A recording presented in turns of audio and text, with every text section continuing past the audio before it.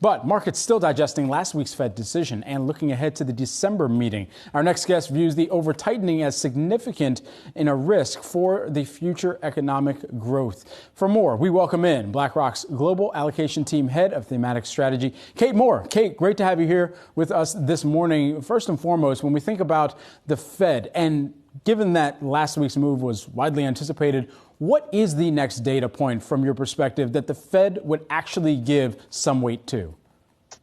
Yeah, I mean, I think there are a couple things. Obviously, we need a couple more payrolls reports. We need a couple more inflation reports. And I think there's going to be a real close monitoring of even higher frequency economic activity.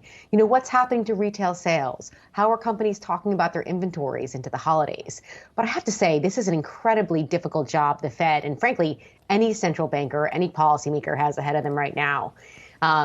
We know that most economies in the world are slowing, the U.S. slowing much less than others.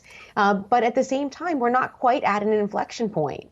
And we're waiting for the real effect of higher interest rates to be really felt by both consumers and companies, which really hasn't happened yet.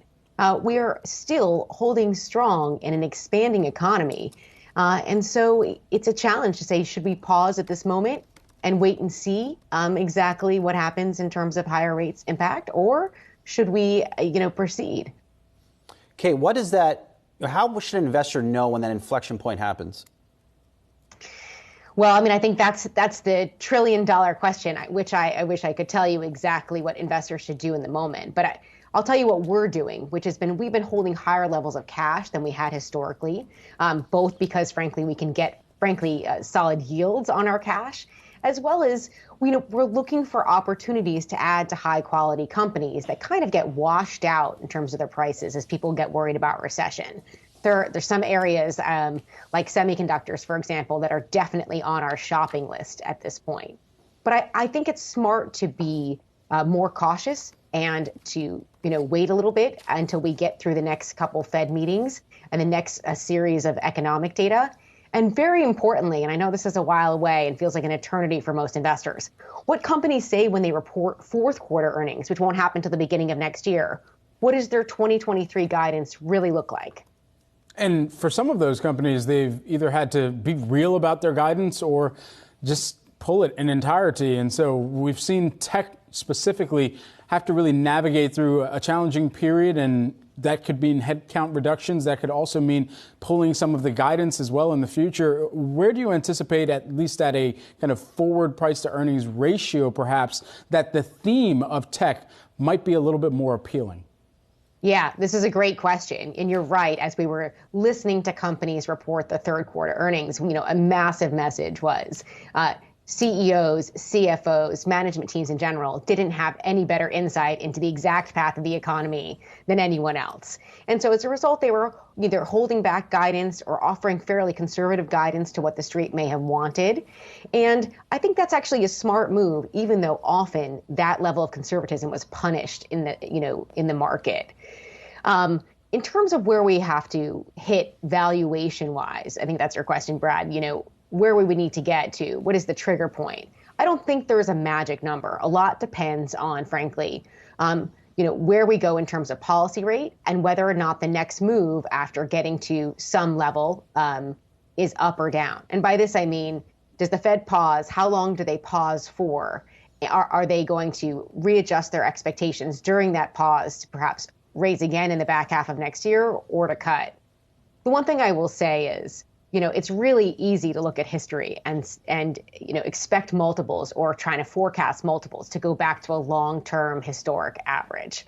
Unfortunately, a million things are different between these examples in history and today, not just like the composition of the market, which companies are the biggest parts of the market cap, and what their balance sheets and their growth prospects are relative to the last time we were looking at index multiple levels, but also, consumer balance sheets, the labor market, the geopolitical environment, the overall fiscal policy environment.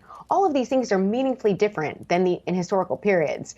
So I would love to say we can just go back and say at 14 times, that's the long-term median for the S&P, that's where we should, sort of settle. I just don't think that's going to be so simple.